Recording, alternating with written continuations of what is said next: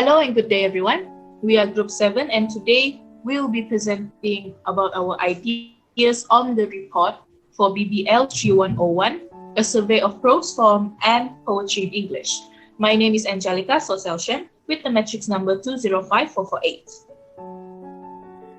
My name is Huzaira binti Huzain with the matrix number 205916. Hi everyone, my name is Amira Akila binti Hanim and my metric number is 208114. Okay, so this is the works that we have done for our survey report. And for novel, we have The Lorax, which is written by Dr. Seuss, an American writer. Next, we have Damien, written by Hermann Hesse, a German writer. And last, we have Sense and Sensibility, which is written by Jane Austen, a British writer. For the poem, we have chose 3 poems. The first one is This Be the Verse, which is written by Philip Larkin, an American poet.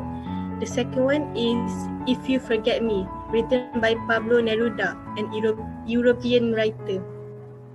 The third one is The Raven by Edgar Allan Poe, an American poet. As for the playwrights, we have chosen 3. First one is Heather, written by Lawrence O'Keefe, an American writer. The second one, An Ideal Husband, written by Oscar Wilde, an Irish writer. And the last one, The Tragedy of Hamlet, Prince of Denmark, written by William Shakespeare, a British writer. Okay, so after weeks of discussion, our group has decided to pick the best 3 from each category. So for novel, we have chosen Damien by Hermann Hesse. For the poem, we have chosen This Be the Verse by Philip Larkin. And last but not least, we have chosen Hamlet for the playwright, which is written by William Shakespeare. So now let us start our video presentation. Damien by Hermann Hesse, a German novel first published in 1919. This novel is a story of a young boy named Emil Sinclair and his childhood growing up during pre-World War I. Sinclair struggles to find his new self-knowledge in the immoral world and is now caught between good and evil, which is represented as the light and dark realms. The novel's subject matter is the internal development of a young man, which is dealt by Emil Sinclair as he tries to search the meaning of life with Max Damien as his mentor. Damien is considered to be his daemon as he leads Sinclair to his eventual self-realization.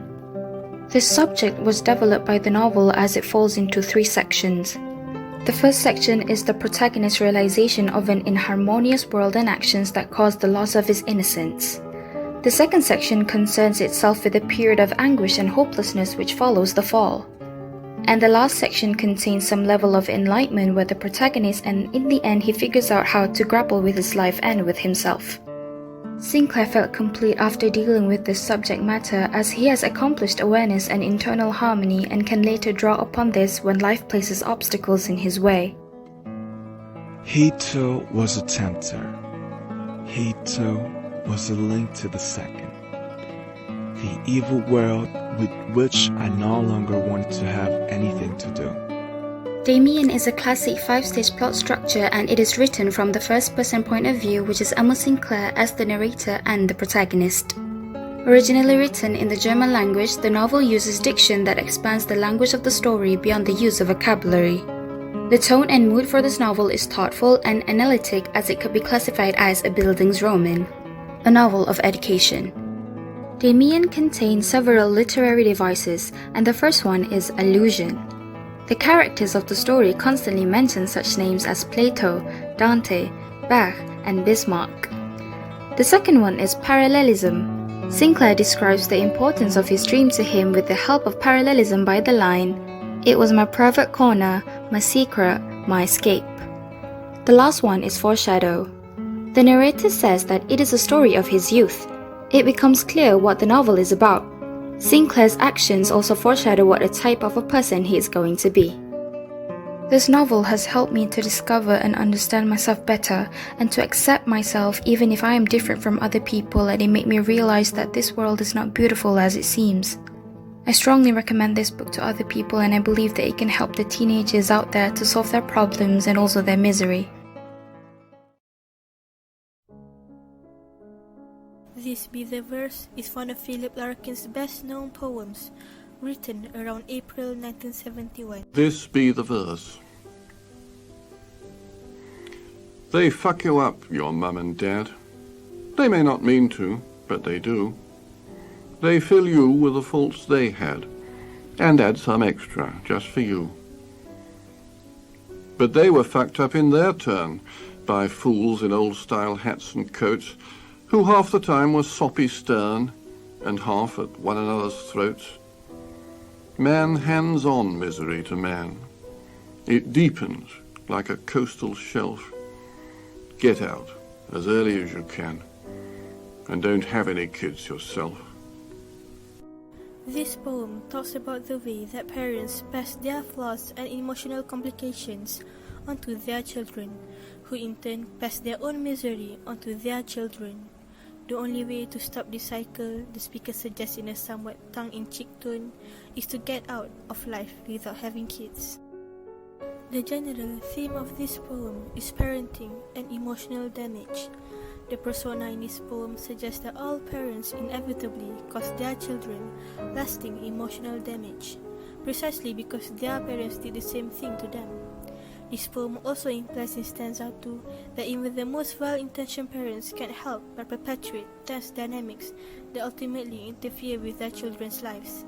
At the end, the speaker notes that the only way to break out of this is to die without having children, which seems dark considering Larkin too died without ever getting married. It is indeed that Larkin's poem mirrors true life events. One could be seen in the life of the infamous Eileen Wuornos. After her mother abandoned her, she lived with her grandparents who are both alcoholic. Her grandfather has repeatedly raped and beat her multiple times, and had even invited his friends over to gang rape her when she was still a child. This traumatizing experience clearly affected her as she grew up to be a sex worker, brutally murdering 7 men around the age of 40 to 65. We can't help but conclude that Eileen's violent murders are a reflection of her hatred towards her grandfather, who had taken advantage of her sexually and raping her innocent childhood away. This poem is structured in iambic tetrameter with a strict ABAB rhyme scheme.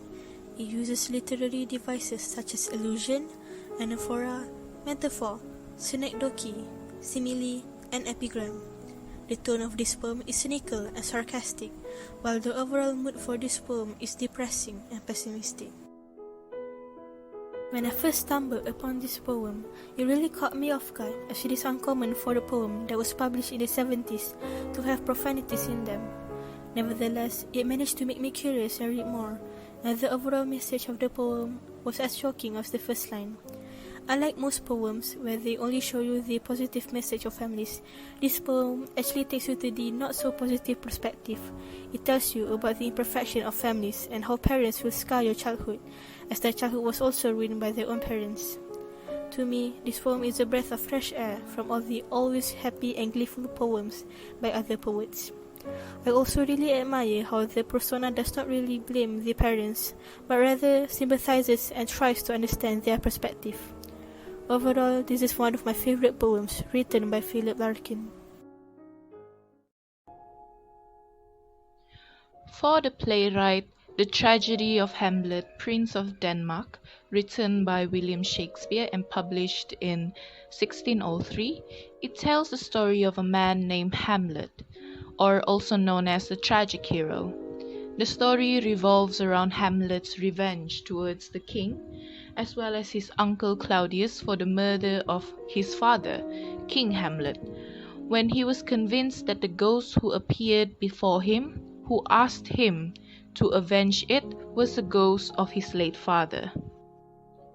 For the subject matter, we believe that it is political conspiracies and that it has been properly dealt with, due to how this subject could be seen throughout the development of the story. In the event of Claudius killing King Hamlet to then obtain the throne and marry Hamlet's mother, to the conspiracy deal between Claudius and Polinius to spy on Hamlet, and Polinius using his daughter Ophelia to spy on Hamlet as she is to report back to her father of Hamlet's behavior is all part of political conspiracies.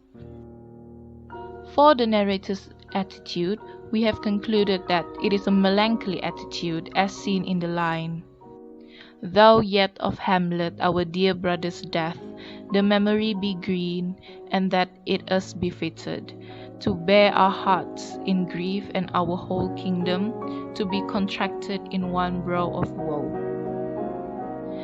This attitude is also linked to the many deaths that happened in the story itself, one of which is the death of Ophelia, as she commits suicide due to the sadness for the loss of her father.